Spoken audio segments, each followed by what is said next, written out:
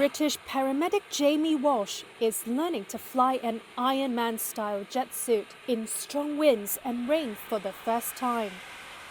The goal?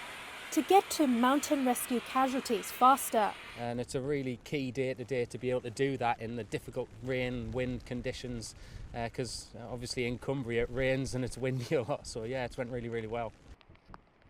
Walsh works at the Great North Air Ambulance Service. For the past year, he's been helping to test the jet suit's suitability for use by paramedics.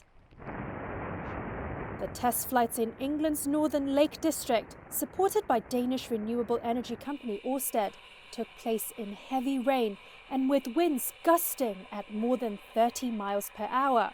The challenge with the wind and the rain, obviously the rain when you're moving at a little bit of speed, the rain gets in your face and in your eyes a little bit, but actually countering the wind is when you're coming up over a ridgeline is sometimes a little bit difficult, but actually if you're expecting it, it's a very stable piece of equipment and you can counter it and manoeuvre it and manage it quite safely.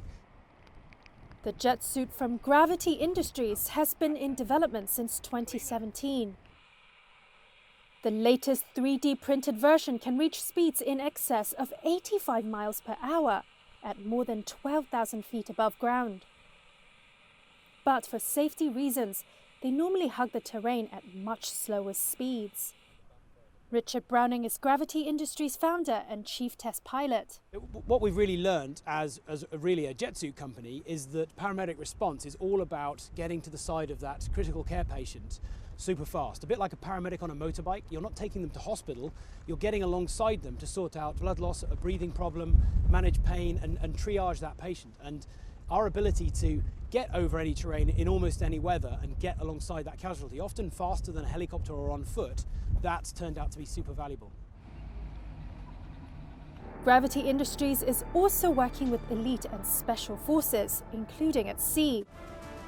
In September 2022, the company demonstrated the jet suit's capability in New York Harbor, flying off the back of the Royal Navy's aircraft carrier HMS Queen Elizabeth. All about moving those soldiers over any terrain within a few mile radius within 15 seconds of notice and putting them into a position where maybe they can set up an observation post, they can conduct raiding or sabotage, or in the maritime environment they can actually get on board a ship to secure maybe a hostage situation, for instance. Browning says the development of the jet suit has gotten a lot further than he had ever imagined. This whole journey started with a seemingly ludicrous vision of could you get a human being to fly, not by being inside a flight vehicle, but by just adding the minimalist technology.